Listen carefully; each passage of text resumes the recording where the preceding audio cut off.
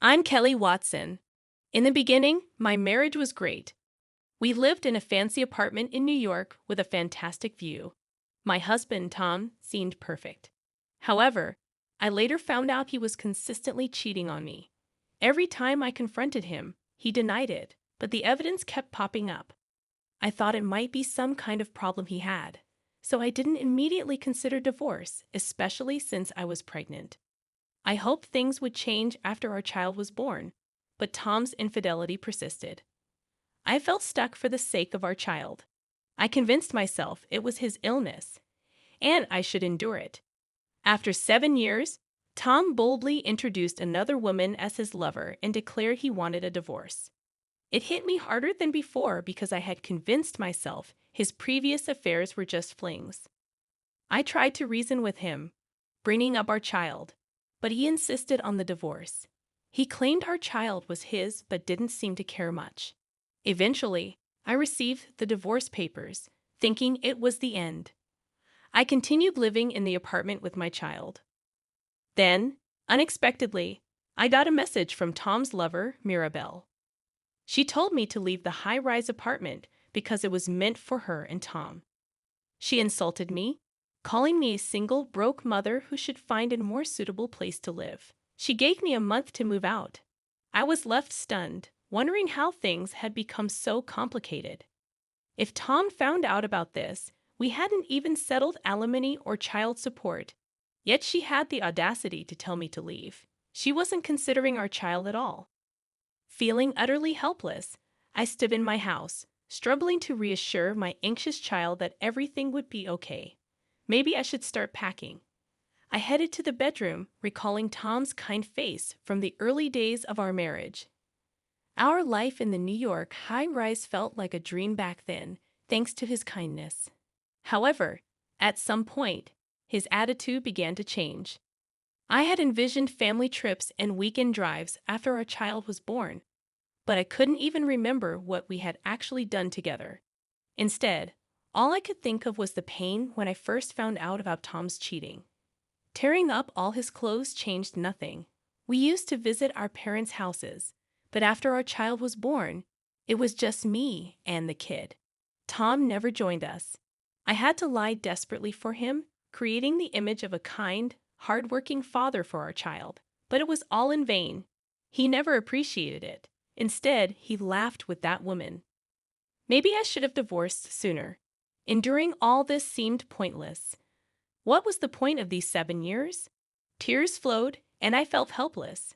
By not acknowledging his love, I had given Tom a justification for his cheating.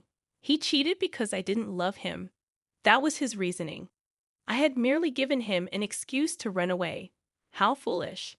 Maybe I was just finding excuses to not leave for our child. But can I really end everything now? I'm the one who suffered. If I let it end without doing anything, only Tom and that woman will be happy. Is that okay? I stopped packing. This can't be the end. If I'm just going to cry, I can do that anytime. So I'll get my revenge. I'll make them realize. With that thought, I grabbed my smartphone. Later, Tom and Mirabelle barged in, expressing impatience with my packing progress. Mirabelle accused me of being slow, questioning what I had been doing for an entire month. Tom, holding Mirabelle close, as if to flaunt their relationship, casually announced with a smile that they had gotten married. He added, "We're super in love now."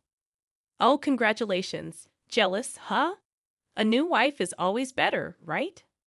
I sarcastically questioned if that was the only reason they came, to which Mirabelle clarified that they were there to check on my moving progress, as they planned to move in once I'd left. She instructed me to clean up and even suggested renovating the place for them. When they asked about my departure, pointing out that the 1-month deadline had passed, I assured them that I would take everything with me. As they scrutinized the belongings, Mirabelle noticed a vase and speculated on its value. Tom claimed that everything in the house, including the vase, belonged to him. I questioned if everything, even personal items, were his. Mirabelle asserted that everything was indeed Tom's, warning me not to steal anything. She believed that even if some items were fake, they could fetch a price. Tom bragged about the authenticity of the items, stating that they were all real and valuable. Mirabelle expressed her intent to sell everything. I raised doubts about Tom's interest in art and his ability to understand their value. Mirabelle defended Tom, claiming he asserted ownership of everything in the house, including valuable vases and paintings. I found it suspicious, given Tom's lack of interest in art, and suggested that I might be getting fooled. I'm not being deceived. He's a wealthy man. He could collect these items even without understanding their value. They might appreciate in the future, right, Tom? Tom awkwardly agreed, affirming his wealth. I had no idea.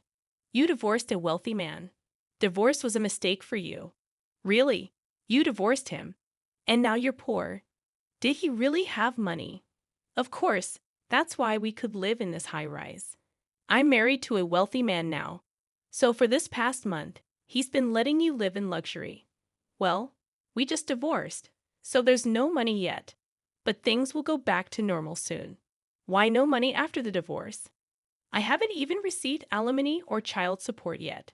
Well, maybe there's some cash tied up elsewhere. Optimistic, aren't you?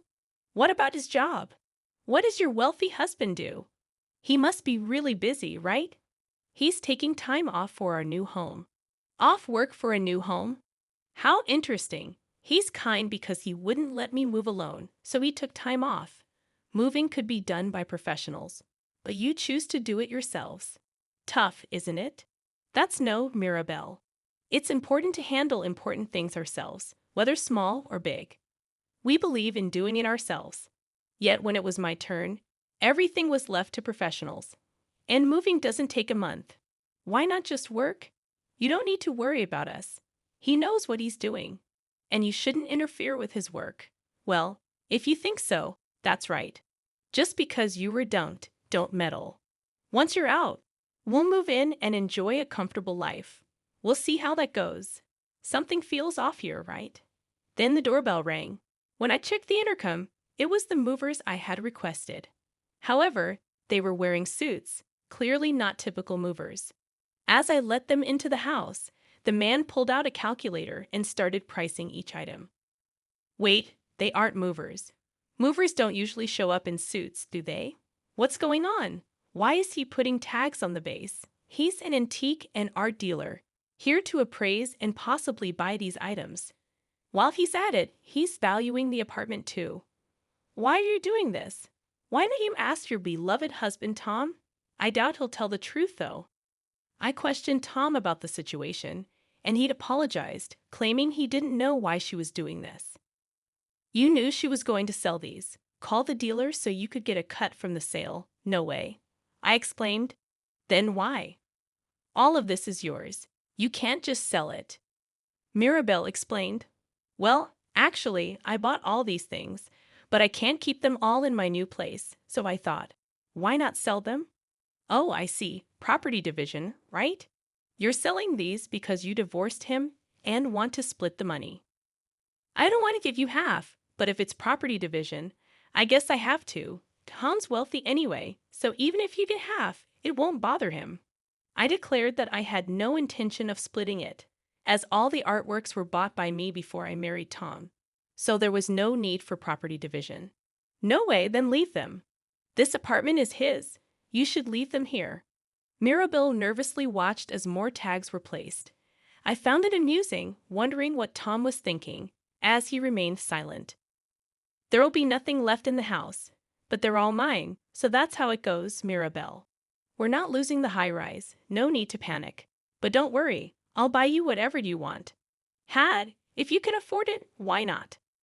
Once the appraiser finished, he announced to me that the total value was over $1 million, as expected. Thank you for your hard work. When will you be able to collect everything? He replied that it would be in a day or two and left. In a day or two, these artworks would be gone, and I'd have to leave this apartment too. It meant tomorrow or the day after, so we could move by then. Yes, that's the plan. It'll feel empty without everything. But it means we can decorate with things we like. Mirabelle seemed to misunderstand something, and I warned her that if she didn't leave soon, she'd be forced out. Confused, she asked why, and I revealed, I just sold this high-rise. Why isn't this apartment Tom's? Why would you sell it, Tom? Why did you sell it? This apartment is ours. You're both mistaken. Do you know when we started living here? Right after we got married, right? The question is, when was it purchased? Right after we got married. Do you remember buying it? No, I think it was already there when we got married. I clarified. Exactly. I bought this apartment with my money before we got married. What do you mean? So when he said he wanted to live in a high-rise, I bought it. Now that we're divorced, it's up to me whether I keep living here or sell it. So you sold it? Yes, you told me to leave. And I don't want to stay in a place I lived with him. It's the perfect timing. I'm planning to move to a house I just signed for a new house and have already moved my things in. You bought a house? Yes, it was cheap. Only about $1.6 million. $1.6 million. So Tom's stuff is just the junk in the next room. Take it with you. It's a hassle to dispose of junk. Mirabelle rushed into the next room, finding several cardboard boxes. She hurriedly opened them, only to find actual junk. The clothes were mostly worn out. What is this? Tom's clothes? Why are they like this? I didn't throw them away because he said not to. A wealthy man wearing these ragged clothes? I wanted to let you keep dreaming until the end, but it seems that's not possible. What do you mean? He's not wealthy at all. So what will happen to Tom now? His contract is over. He was supposed to have one more month, but he's been absent without leave, so it's over. I thought he was wealthy. The wealthy one is me. So you were deceiving me? Not really. If Kelly hadn't divorced, I'd still be a wealthy man by marriage. But Mirabelle wanted a divorce, so I agreed. And with that, I'm out of the wealthy bracket. So because his wife was wealthy, he's penniless. Yep, a super poor person. Yep, if you knew that, why did you sell the art? Because I can't keep them in my new house. You could have left them. That's not how it works. Everything here is mine. There's nothing here that belongs to you two. I'm just disposing of my own stuff. Tom, do something. I concluded, well, that's how it is. Nothing. We can do it. You're saying this to me. This is his high-rise, right? Say it is. It's not his high-rise. It's the high-rise I lived in with him. But I lived here too. I should have some right to stay. Oh, right. If he has the right to live here, we don't have to leave. Residency rights apply to rented properties. This is not a rental. I bought it in full before we got married. You left a month ago. You haven't lived here for a month. Where's the residency right in that then? Property division, I told you earlier. This apartment isn't a jointly acquired asset. It was bought by me before we got married. There's nothing to divide with you. You're penniless, and there's nothing I can do about it. Damn it! I thought we bought everything together. You never had that kind of money. You should take a good look at yourself. Tom seemed frustrated, trying to get something out of me. But with Tom's meager salary, there was no way he could afford anything, let alone own the apartment. Having faced this reality, the two of them left dejectedly. After a while, Tom contacted me again, asking where I was and admitting that he was out of money. I responded that it's none of his business where I live. Yeah, but I'm actually out of money. I know that already. What's your point? Tom explained that Mirabelle was blaming him for being broke, and his temp job had ended, leaving him unemployed. He asked if I could hire him at my company. I rejected the idea, stating that hiring my ex-husband was absurd. Tom mentioned that Mirabelle suggested it, thinking he'd be paid well as my ex-husband and the CEO of a large corporation. I found it ridiculous and pointed out that both Tom and Mirabelle were out of their minds. Tom pleaded for help, admitting that marrying Mirabelle was a mistake. He complained about not getting an allowance and asked for employment. I refused, stating that if I were to hire someone, it would be someone who actually works. Tom promised to work hard and even offered to write a pledge. I dismissed the idea, stating that even if he wrote a pledge, it wouldn't mean anything coming from him. Tom continued to plead, citing Mirabelle's potential anger if he didn't get a job. I remained firm, asserting that it wasn't my problem, and Tom had chosen his path. Tom expressed regret about his marriage to Mirabelle, revealing that she had a lot of debt and was on the blacklist of payday lenders. Surprised, I questioned why Mirabelle borrowed from such places, and Tom explained that she couldn't borrow from reputable sources as she never paid back. He revealed her intense obsession with money, particularly with keeping vases and paintings. Tom disclosed the significant amount she had borrowed, leading to a snowball effect of accumulating interest by borrowing from one place to pay another.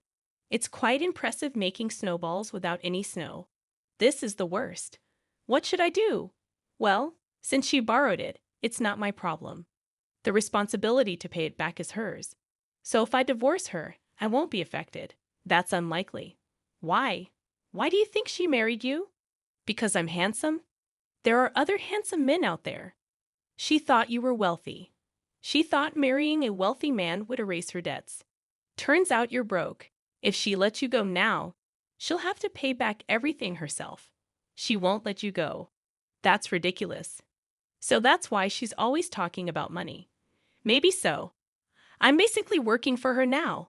Looks like it. This is too much. Well, you made your bed. You betrayed me and our child. Mirabelle probably thought you'd be quiet about her cheating, just like you were with me, but fairy tales don't happen that often. I've been tricked. It's like the fox and the raccoon tricking each other. Fox and raccoon. Yes, both of you were deceiving each other. What if some scary people come to collect the debts? That might happen. You should be prepared for that. No way, Kelly. Please help me. Hire me with a high salary. No way. You're not worth a high salary. You can't do anything. Don't say that. I'll really work hard this time. If not, lend me money for a divorce lawyer. Don't joke. If you want to talk about that, first pay the alimony and child support. Later, Tom, cut off from income, was constantly nagged by Mirabelle to work, but used to a life with me. He despised working. The thought of all his hard-earned money going to Mirabelle's debts made him not want to work, even joking that working would mean losing. They fought every day, but without money, they couldn't live.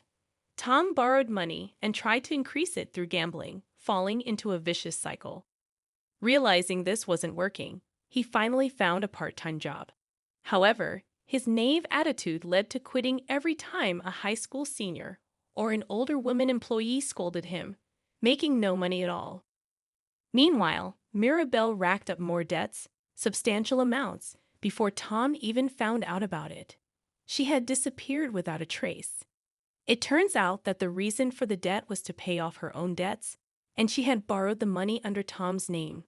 Tom, overwhelmed by the ballooning debt, apparently complained that he wasn't the one who borrowed the money.